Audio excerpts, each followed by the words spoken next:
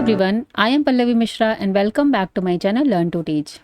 सो हम कर रहे हैं कानपुर यूनिवर्सिटी, जिसे आप CSJM यूनिवर्सिटी के नाम से भी जानते हैं, बीएड सेमेस्टर 1 वालों का पेपर नंबर 2 है ये, सोशोलॉजिकल पर्सपेक्टिव ऑफ एजुकेशन। इसके अलावा अगर आप किसी और यूनिवर्सिटी से बीएड कर रहे हैं जहाँ पर आपका पेपर है सोशियोलॉजिकल पर्सपेक्टिव ऑफ एजुकेशन, तो ये क्लास आपके लिए उतनी ही बेनिफिशियल होने वाली है। ओके, तो चलिए वीडियो स्टार्ट करते हैं। इससे पहले अगर आप मेरे चैनल पर नए हैं, पहली बार इस चैनल पर आए हैं, तो please like share and subscribe the channel. And पूरा ये कंटेंट हमारा इंग्लिश में रहेगा, but explanation Hindi and English both है। तो जो लोग हिंदी मीडियम के में हैं और इंग्लिश की टर्मिनोलॉजी को यूज़ करते हैं, मिक्स लिखते हैं, उनके लिए भी इक्वली बेनिफिशियल है। ओके, इसके अलावा जो लोग कानपुर यूनिवर्सिटी से बीएड कर रहे हैं, तो ये पूरी 38 पेजेस की PDF है, आप देख सकते हैं। कंप्लीट नोट्स यहाँ पर रेडी हैं आपके सिलेबस के अकॉर्डिंग, जो आपका NEP 2020 के अकॉर्डिंग सिलेबस है। तो आप इस नंबर पर मुझे मैसेज करके ये नोट्स को भी, पेड नोट्स को परचेज़ कर सकते हैं। इसके बाद आपको ना ही कोई बुक परचेज़ करनी है और ना ही कोई ईजी नोट्स परचेज़ करना है।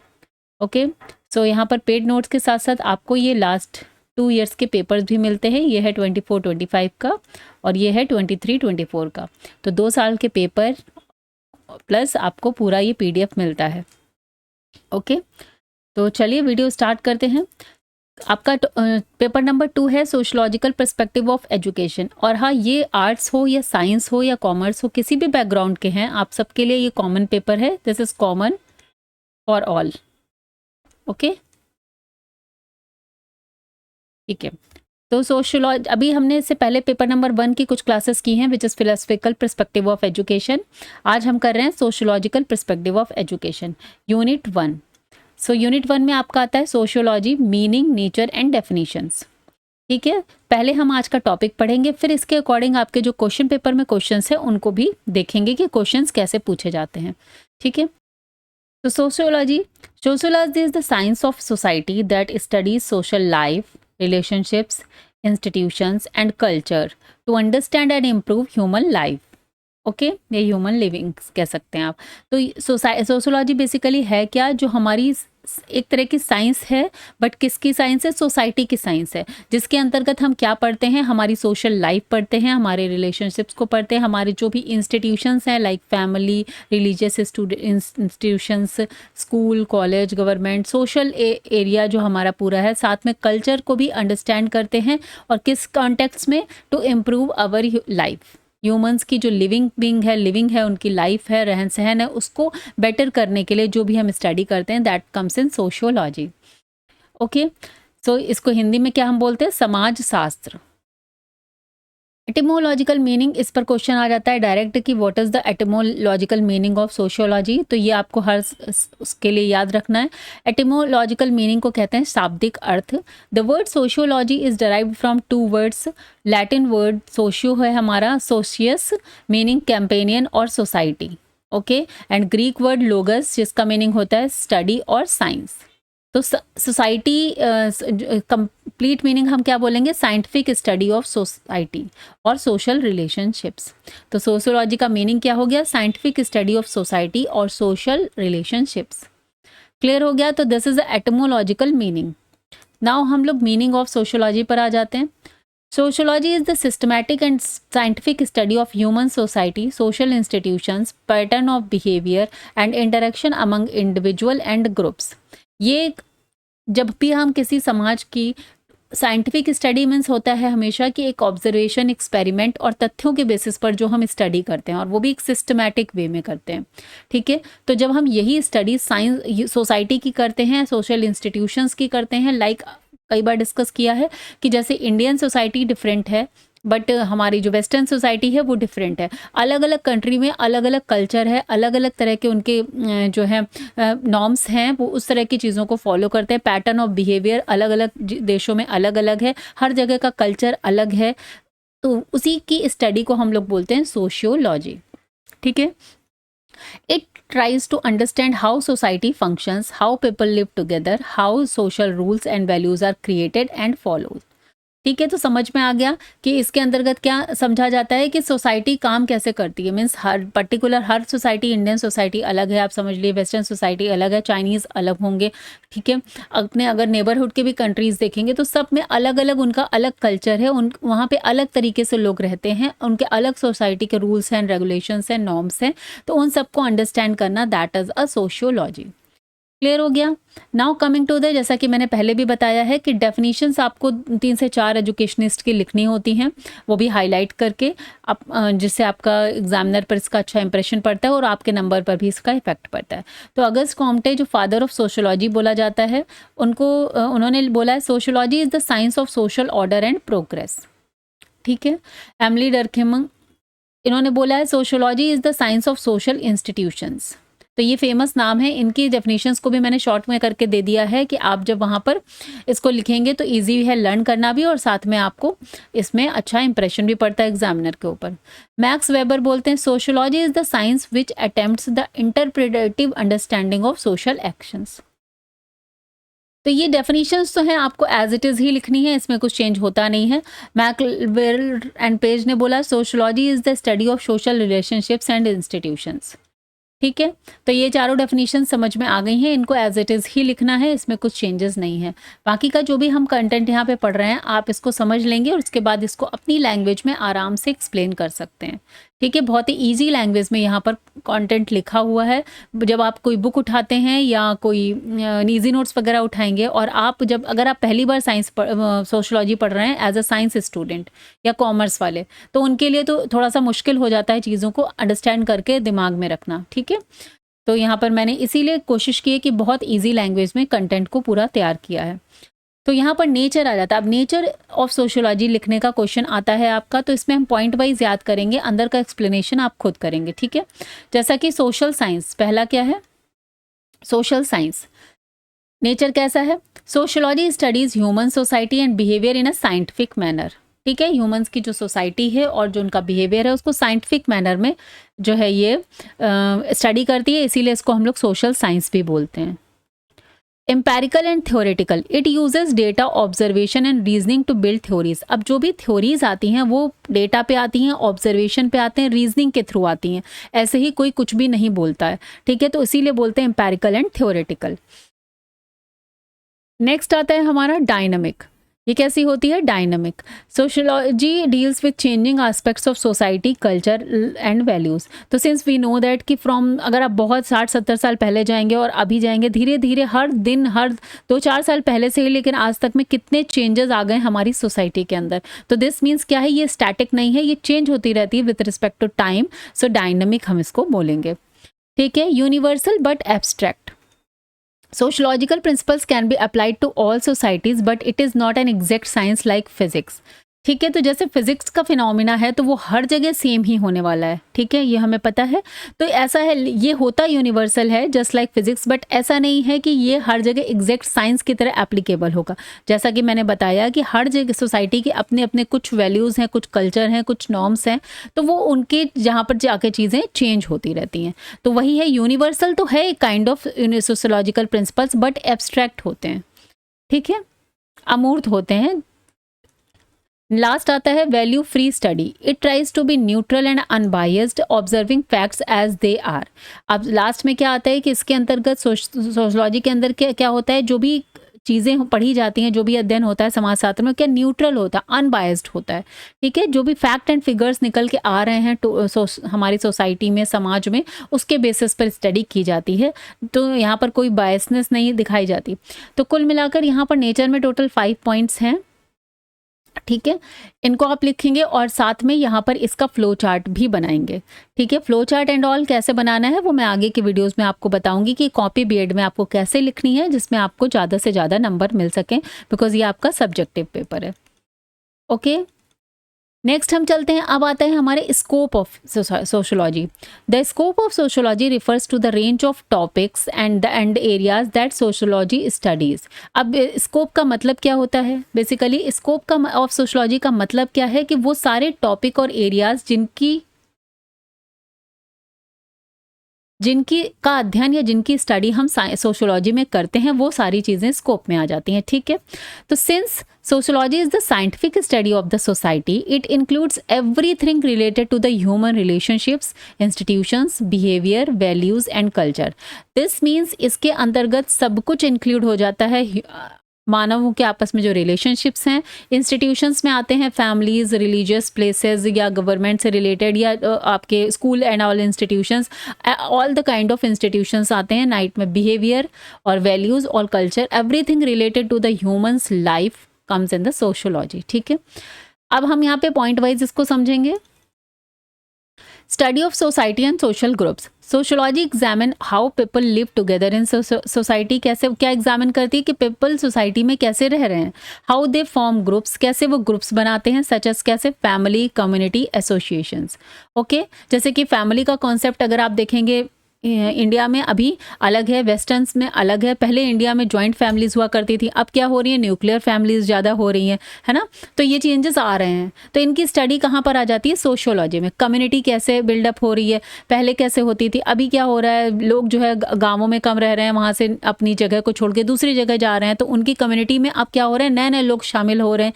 तो बहुत सारे चेंज अब हमारी सोसाइटी में ऑलरेडी आ रहे हैं। पहले क्या, अगर 30, 40, 50 साल पहले आप जाएंगे तो वोमेंस इतनी ज़्यादा वर्किंग नहीं थी, लेकिन अब क्या है कि वोमेंस मेंस के बराबर से काम कर रही हैं। तो नाउ उनकी फैमिली में बहुत सारे चेंजेस आए हैं थ्रू उनके बच्चों को लेकर, बच्चों के टेक केयर करने को लेकर। तो ठीक है, ये सारी चीज़ें कहाँ पे आ रही हैं, सोशियोलॉजी में आ रही हैं। Now coming to the second point, social institutions. ये भी हो गया हमारा स्कोप ऑफ सोशियोलॉजी, मीन्स इस एरिया पर भी अध्ययन किया जाता है। Sociology studies the structure and functions of important institutions in society. कौन कौन से होते हैं, family, education, religion, economic and politics, ठीक है, all comes in the social institutions. चलिए नेक्स्ट देखते हैं। Each institution plays a role in shaping social behaviour and maintaining order. तो हर एक इंस्टीट्यूशन जो है वो क्या तरह का, एक तरह से सोशल बिहेवियर जो है, क्या एज ए सोसाइटी हमें कैसा बिहेव करना है, उस पर जो है हमें एक इंसान को या ह्यूमंस का जो पूरा उनका रोल है कैसा प्ले करना है, उसको एक शेप देने पे, उनके व्यवहार को आकार देने का काम करता है, ठीक है। और साथ में लॉ एंड ऑर्डर भी मेंटेन करता है। नेक्स्ट आता है third point, social relationships and interaction. It looks eight how people interact with one other in different situations, ठीक है। जैसे कि फ्रेंडशिप में अलग तरह से बिहेवियर होगा, कॉन्फ्लिक्ट्स में अदर तरीके से बिहेवियर होगा, कॉपरेशन में अलग, लीडरशिप में अलग एंड एक्सेट्रा, ठीक है। तो इस तरीके से कैसे सोशल रिलेशनशिप्स हो रहे हैं, कैसे इंटरेक्शन हो रहा है, ये भी किसमें इसका अध्ययन भी किसके अंतर्गत आता है, हमारा सोसाइटी के अंदर आता है। This help understand human behaviour in groups and social settings. Okay, next आता है हमारा social change and development. Sociology explore how and why societies changes over time through technology, globalisation, urbanisation, revolutions and social reforms. तो मैंने आपको जैसा भी बोला कि आजकल सारे लोग काम के लेकर जो है बहुत सारे लोग शहरों की तरफ मूव कर रहे हैं गाँवों से। तो क्या हो रहा है, अर्बनाइजेशन हो रहा है, लोग ज़्यादा ज़्यादा मूव कर रहे हैं, ग्लोबलाइजेशन भी हो रहा है, मीन्स लोग अब अपने कंट्री से छोड़ के आउटसाइड कंट्री जाके वहाँ पर भी जॉब्स कर रहे हैं, बहुत सारी अपॉर्चुनिटीज़ खुल गई हैं, टेक्नोलॉजी की वजह से चेंजेस बहुत सारे आ गए हैं, ठीक है। तो सोशल में बहुत सारे चेंजेस आ रहे हैं, तो इन सब का जो है अध्ययन कहाँ किया जाएगा, वो सोशियोलॉजी के अंदर किया जाएगा इन सारी चीज़ों को। नेक्स्ट आता है social problem. Sociology studies issues like poverty, unemployment, crime, drug addiction, casteism, gender inequality etcetera. तो अगेन सोशियोलॉजी के अंदर ये सारी चीज़ें भी आ जाती हैं। अगर गरीबी कैसी है हमारे समाज में, अनएम्प्लॉयमेंट, बेरोजगारी कैसी चल रही है, अपराध के मामले में कौन सा कहाँ पे क्या ज़्यादा है, ड्रग एडिक्शन कैसा चल रहा है, कास्टिज्म जो है अभी तो बहुत कम हो गया है, पहले था, जेंडर इनइक्वलिटी अगेन ये अभी नहीं है, पहले बहुत कम था। तो कभी इस बारे में लोगों ने समझा, हमारी सरकार ने, कि नहीं यहाँ पर कास्टिज्म ज़्यादा है, जेंडर इनइक्वलिटी हो रही है, तो दिस मीन्स फिर उनको रिजर्वेशन प्रोवाइड कराया गया, ठीक है। पहले हमने उनका अध्ययन किया कि हमारी सोसाइटी में क्या प्रॉब्लम है, फिर उसके बेसिस पर हम ऐसे रूल्स एंड रेगुलेशंस, नियम बनाए गए, जैसे कि रिजर्वेशन प्रोवाइड कराया गया कि वो भी इक्वलिटी में आ सकें, साथ में खड़े हो सकें, ठीक है। तो ये सारी चीज़ें सोशियोलॉजी में आ जाती हैं। The aim is to find the root cause and suggest solutions.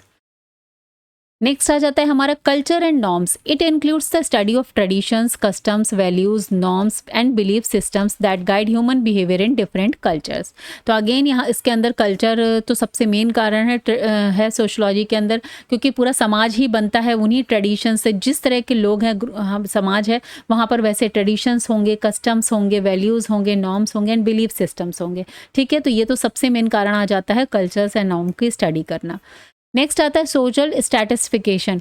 Social stratification क्या होता है? Sociology investigate how societies are divided into classes, caste and groups and how status and power are distributed. तो ये भी एक तरह का अध्ययन होगा सोशोलॉजी के अंदर जगह आएगा, जहाँ पे ये समझा जाएगा कि कैसे जो है सोसाइटीज़ डिवाइड कहाँ पर हो रही हैं, कहाँ पर कुछ कम है, कोई ज़्यादा है, या तो class, upper class, lower caste, middle caste जो रहता है, कास्ट सिस्टम मिल रहा है, या फिर स्टेटस वाइज पावर किसी के पास ज़्यादा है, कैसे डिस्ट्रीब्यूशन चल रहा है।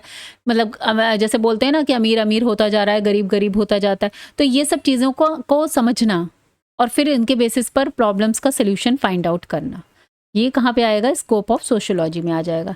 नेक्स्ट आता है relation with other social sciences. अब अदर सोशल साइंसेज में क्या है? Sociology is related to psychology. Psychology तो है इंडिविजुअल का बिहेवियर, ठीक है। Anthropology primitive societies. Economics, economic behaviour कैसा है, पूरा ओवरऑल हमारी जो सोसाइटी है उसमें इकोनॉमिक स्टेटस क्या है, इकोनॉमिक्स पे क्या हो रहा है। पॉलिटिकल साइंस अगेन गवर्नेंस आ जाती है। गवर्नेंस भी तो हमारी एक सोसाइटी का ही पार्ट है, गवर्नमेंट भी। एंड पास्ट सोशल पैटर्न, कहाँ से हमारी जनरेशन हुई है, कहाँ से, मतलब जो हिस्ट्री में हमारे जो कैसे कैसे सोसाइटीज़ रही हैं। जैसे हम लोग बोलते भी हैं हमारे इंडिया को तो बहुत ही लंबा इतिहास है, ठीक है। पहले मुगल एंशियंट टाइम से स्टार्ट होते हैं, हड़प्पा मोहनजोदड़ो से हम लोग पढ़ते हैं, फिर उसके बाद मिडिवल में आते हैं, मुगल्स को पढ़ते हैं, फिर ब्रिटिशर्स को पढ़ते हैं। तो हमारा एक लंबा अच्छा खासा सोशल पैटर्न है, तो हम वो भी सोशोलॉजी में अध्ययन करते हैं, ठीक है। साइकोलॉजी, एंथ्रोपोलॉजी मीन्स होता है ह्यूमन जाति का विकास कहाँ से हुआ है, उसका विज्ञान, ह्यूमन जाति का ही विज्ञान को पढ़ना, वो भी एक तरह से सोशोलॉजी में आ जाता है। इकोनॉमिक्स हो गया, पॉलिटिकल साइंस हो गया, तो इस तरीके से ये सारी चीज़ें सोशोलॉजी में ही रिलेटेड हैं। तो आई होप कि चीज़ क्लियर हुई आपको कि मीनिंग हो गया, स्कोप हो गया, नेचर हो गया। तो ये अब जैसे नेचर आता है या करेक्टरिस्टिक्स आता है या फीचर्स आता है, तो आपको इतना समझ में आ जाएगा कि आपको यही सारी चीज़ें वहाँ पर लिखनी है, ठीक है। कॉमन फॉर ऑल, ऐसा कुछ नहीं है कि अलग अलग से यहाँ पर चीज़ें दी जाएंगी। जैसा कि मैं आपको बताना भी चाहूँगी कि देखिए कंटेंट आपको वहाँ पर 2 घंटे में पूरा पेपर करना होता है, और बहुत सारे लोगों का पेपर छूट जाता है, क्योंकि 9 क्वेश्चन जो कंपलसरी हैं, उसके अलावा 15 मार्क्स के 2 क्वेश्चन, 2 आवर्स कैसे निकलते हैं पता ही नहीं चलता है। तो इतना आप पढ़ के जाइए कि आपका वो चीज़ें क्लियर हो जाएं। कॉन्सेप्ट आपको पता होना चाहिए कि जैसे ही वहाँ पे आएगा, पेपर आएगा, तो आप उसको अपने आप लिख पाएँ अपने वर्ड्स में, समझ के इतना जाइएगा। इतना ज़्यादा नहीं पढ़ना होता है इसमें, जितना पढ़ना होता है उसको अच्छे से पढ़ना होता है कि हम उसको लिख पाएँ वहाँ जाकर, ठीक है। चलिए नेक्स्ट हम टॉपिक देखेंगे विच इज़ एजुकेशनल सोशोलॉजी। तो अभी तक हमने सोशोलॉजी तो अच्छे से पढ़ लिया, एजुकेशन के बारे में हमने फिलोसफिकल पर्सपेक्टिव ऑफ एजुकेशन का जो पेपर 1 किया था, उसमें भी हमने यहाँ पे एजुकेशन पूरा फर्स्ट यूनिट है वहाँ पर किया है, तो आप वहाँ से उसको समझेंगे, ओके। और ये सारी जो वीडियोस हैं ये इसके प्लेलिस्ट में मैं ऐड कर दूंगी, तो आप प्लेलिस्ट को पूरा चेक करिए, उसमें क्लास वाइज आपको वीडियोस मिलते जाएंगे, ठीक है। सोशोलॉजिकल पर्सपेक्टिव ऑफ एजुकेशन की जो प्लेलिस्ट है। तो एजुकेशनल साइकोलॉजी, अब एजुकेशन तो हमने समझा ही हुआ है कि भाई एजुकेशन क्या है, शिक्षा क्या है, ठीक है। Now educational psychology is the study of how education and society are connected. Educational psychology क्या है कि कैसे एजुकेशन और सोसाइटी आपस में कनेक्टेड है। It helps us understand how education is influenced by culture, values, traditions, religion, social institutions and social problems. ठीक है, एक्सक्यूज मी। सो यहाँ पर क्या है कि जो एजुकेशन है वो कैसे इन्फ्लुएंस होती है हमारे कल्चर से, वैल्यू से, ट्रेडिशन से, रिलीजन से, social institutions and social problem से। ये होगी एजुकेशनल साइकोलॉजी, ठीक, सॉरी सोशियोलॉजी। कैसे हमारी एजुकेशन इन सारी चीज़ों से इन्फ्लुएंस होती है। It views education as a part of society and focus on how society shapes education, ठीक है। तो बेसिकली जब सोसाइटी का इन्फ्लुएंस हमारी एजुकेशन पे पड़ेगा, तो हम वैसा ही एजुकेशन अपने सोसाइटी के जो नॉर्म्स होंगे, जो कल्चर होंगे, जो ट्रेडिशंस होंगे, उन्हीं के बेसिस पर हम अपना करिकुलम तैयार करेंगे, और उसी तरह की एजुकेशन हम अपने सोसाइटी में अपने स्टूडेंट्स को प्रोवाइड कराएंगे। सिंपल आप समझ सकते हैं कि वेस्टर्न एजुकेशन इसीलिए अलग है, वो अपनी सोसाइटी के अकॉर्डिंग पढ़ाते हैं और हम अपनी सोसाइटी के अकॉर्डिंग अपने बच्चों को पढ़ाते हैं। ठीक है, अब आता है एग्जाम्पल हाउ कास्ट सिस्टम और gender role affects access to education. अब जैसे कि हमारे यहाँ सोसाइटी में अलग चीज़ें हो रही थी कि कास्ट सिस्टम जो अभी ऐसा नहीं है, ये सब पहले का रोल था, अभी ऐसा नहीं है। सिंस हम लोग ये बहुत प्राचीन काल से पढ़ते चले आ रहे हैं तो हम अपनी हिस्ट्री को इग्नोर नहीं कर सकते। तो कास्ट सिस्टम और जेंडर रोल जो पहले गर्ल्स को पढ़ने नहीं दिया जाता था, या जो SC ST या OBC वाले होते थे, बैकवर्ड क्लास के लोग होते थे, उनको एजुकेशन अलाउड नहीं थी, ये एक एग्जाम्पल है। तो उस समय क्या था कि एजुकेशन पर सोसाइटी का इन्फ्लुएंस पड़ रहा था। नेचर कैसा होता है इसका? The role of education in social development, how education can bring social progress and cohesion, practical implications of sociology in educational setting. हम अपने रिलीजन में पढ़ते हैं तो हम देखते हैं कि हमारे जो करिकुलम है, जो सब्जेक्ट्स हैं, उसमें बहुत सारी हमारे जो है फेस्टिवल्स को सेलिब्रेट करने को पढ़ाया जाता है। तो that is a practical application. Clear हो गया? तो अभी हमने पढ़ी एजुकेशनल साइकोलॉजी, अब हम सोशियोलॉजी। नाउ अभी हम आते हैं सोशियोलॉजी ऑफ एजुकेशन। ठीक है, नाम से पूछ ले आता है। Sociology of education is a branch of sociology that studies how education function in society, how it contributes to social development, how it affects individual behaviour and social equality. Just opposite हो गया। वहां पर क्या था? Society जो है education को influence कर रही थी। यहाँ पर क्या है? सोशियोलॉजी ऑफ एजुकेशन का मतलब क्या है? एजुकेशन कैसे इम्पैक्ट करती है हमारी सोसाइटी को।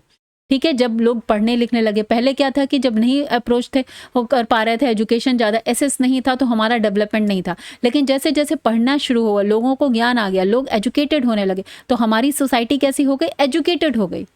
ठीक है, तो वो उसका पूरा प्रभाव आया कि अब उनका सोशल डेवलपमेंट हो गया, ज़्यादा से ज़्यादा लोग को रोजगार मिलने लगा, वो बहुत सारी नई नई चीज़ें सीख कर और अपने जीवन में आगे बढ़ने लगे। और आज हमारी कंट्री कितनी ज़्यादा प्रोग्रेस कर चुकी है। अगर आप 70-75 ईयर्स बैक जाएंगे, जब हमारा कंट्री इंडिपेंडेंट हुआ था, उसके बाद से लेके अभी तक पूरी सोसाइटी किस तरह से चेंज हो गई है। तो बिकॉज ऑफ एजुकेशन नाउ अब बहुत सारे ज़्यादा से ज़्यादा लोग एजुकेटेड हैं। ठीक है, तो it looks at education from a sociological point of view, how schools teachers and curriculum serve society. तो अब हमारा करिकुलम को ऐसा ही बनाया जाता है, टीचर की ट्रेनिंग ऐसी कराई जा रही है, स्कूल्स ऐसे डेवलप किए जा रहे हैं जिस तरह से वो हमारी सोसाइटी को इम्पैक्ट कर सकें, सोसाइटी में एक अच्छा प्रभाव डाल सकें, हमारे देश को डेवलपमेंट करने में हेल्प कर सकें। तो समझ में आ गया what is the difference between sociology of education and educational sociology. Educational sociology means education is influenced by society, but society of education means society is influenced by education। Clear हो गया? तो इस पे कभी कभी डिफरेंस आ जाता है कि what do you mean by educational sociology and difference between दोनों का। ठीक है, एग्जाम्पल ले लेते हैं। How school helps in socialisation, discipline and preparing citizens. तो स्कूल का एक बहुत बड़ा रोल है हमारी पूरी सोसाइटी में बहुत सारे चेंजेस लाने के लिए। ठीक है, हाउ नेचर कैसा? How social factor, class, race, gender affect education. ठीक है, तो ये कैसा हमारा नेचर, उसका क्या हो गया, कैसे इफेक्ट करता है ये चीज़ हमारी एजुकेशन को, इसीलिए उसको पहचान कर उस पर काम करना। The role of education in maintaining and challenging social inequalities. ठीक है, तो एजुकेशन का यहाँ पर क्या रोल होता है कि सोशल जो इनइक्वलिटीज़ हैं उनको चेंज करना। Their theories about education from sociologist like Emile Durkheim and Karl Marx and Pierre. तो ये सारी थ्योरीज क्या दी गई एजुकेशन की, वो कहाँ से दी गई है? सोशलॉजिस्ट ने दी है इन थ्योरीज को। ठीक है, तो ये थ्योरीज क्या थी, वो एक एक कोट हमने ऊपर अभी यहाँ पे डेफिनेशन में देखा है। तो ये चीज़ें समझ में आ गई आपको। नाउ हम लोग इसको थोड़ा सा डिफरेंशिएट करके देखेंगे, क्योंकि क्वेश्चन ही पूरा आ जाता है कि difference between educational sociology and sociology of education. Simple words में हम क्या कह सकते हैं? Educational sociology means education through the lens of society, शिक्षा समाज के चश्मे से ना, मीन्स इन्फ्लुएंस्ड बाय सोसाइटी। और sociology of education, society through the lens of education, society influenced by education. Clear? Both are interrelated and help us improve education and understand society better. दोनों ही एक दूसरे इंटर रिलेटेड हैं और दोनों को ही improve करने में दोनों का ही रोल आता है। ठीक है, चलिए देखते हैं नेचर कैसा है। सबसे पहले आता है नेचर। ये डिफरेंस आता है एग्जाम में, पेपर आया हुआ है, मैं भी आपको लास्ट में दिखाऊंगी क्वेश्चन पेपर। तो नेचर देखते हैं क्या है। एजुकेशनल सोशियोलॉजी क्या है? अप्लाइड ब्रांच ऑफ सोशियोलॉजी है। ठीक है, क्यों? क्योंकि ये क्या हो रहा है कि एजुकेशनल सोशियोलॉजी, एजुकेशन क्या हो रहा है, सोशियोलॉजी से इफेक्ट हो रही है। ठीक है, सोसाइटी से जब इफ़ेक्ट हो रही है हमारी एजुकेशन, तो क्या हो रहा है वहाँ पे एक एप्लीकेशन हो रहा है हमारे एजुकेशन में। जैसे अगर कल्चर हमारा अगर इंडियन सोसाइटी है तो वो इंडियन कल्चर ट्रेडिशन को लेकर आएगी एजुकेशन में, ठीक है, तो वहाँ पर अप्लाई होगी वो चीज़ सोसाइटी पर। वेस्टर्न सोसाइटी है तो वो वेस्टर्न थिंग्स को एजुकेशन पर अप्लाई करेगी। तो educational sociology is applied branch of society. जबकि सोशोलॉजी ऑफ एजुकेशन क्या है, ये थ्योरेटिकल या एनालिटिकल ब्रांच है। यहाँ पर ये एनालिसिस किया जाता है कि एजुकेशन कैसे सोसाइटी से अफेक्ट हो रही है। तो ये थ्योरीज दी जाती हैं कि भाई कैसे अफेक्ट हो रही है। जैसा कि अभी हमने देखा भी कि एमिली डिकर्सन और इन्होंने हमारे जो हैं कार्ल मार्क्स, इन्होंने थ्योरीज भी दी हैं कि कैसे अबाउट एजुकेशन। तो ये सोशलिस्ट ने थ्योरीज इसीलिए दी हैं क्योंकि ये थ्योरेटिकल पार्ट में आता है। हमारा एनालिसिस की जाती है कि कैसे जो है हमारी एजुकेशन जो है वो अफेक्ट करती है सोसाइटी को, ठीक है। तो इसलिए उस पे बेसिस पे काम किया जाता है कि भाई आप पढ़ाइए बच्चों को, एजुकेट करिए, एजुकेट करेंगे तो आप सोसाइटी में चेंजेस ला सकेंगे। नाउ नेक्स्ट आता है हमारा फोकस क्या होता है, ठीक है। How society affects education. दूसरा क्या, हाउ एजुकेशन अफेक्ट सोसाइटी। भाई हमें इसीलिए तो ये चीज़ें बताई गई थी कि आप जब जो सोशलिस्ट थे, जो लोग थे, जब एजुकेशनिस्ट थे, उन्होंने समझा कि हम अपनी एजुकेशन, लोगों को एजुकेशन प्रोवाइड करके हम अपनी सोसाइटी का डेवलपमेंट कर सकते हैं, अपने देश का डेवलपमेंट कर सकते हैं। तो यहाँ पर क्या हो गया, वो सोशोलॉजी ऑफ एजुकेशन के अंतर्गत आ गया। देखिए मैंने इसको पॉइंट वाइज ऐसे करके लिखा है, आप इसको और अच्छे से लिख सकते हैं। It is the applied branch of sociology, अपना आंसर को बड़ा करने के लिए। ओके, यहाँ मैंने अंडरस्टैंडिंग पॉइंट ऑफ व्यू से ईजी लैंग्वेज में लिखने की कोशिश की है। नेक्स्ट आता है अप्रोच कैसी रहती है, uses sociological principles to solve educational problem. तो यहाँ पर क्या होता है, एजुकेशनल सोशोलॉजी में since it is affected by the influenced by the society, तो दिस मीन्स जो सोसाइटी के प्रिंसिपल्स हैं उनको यूज़ किया जाएगा एजुकेशन की प्रॉब्लम्स को सॉल्व करने के लिए।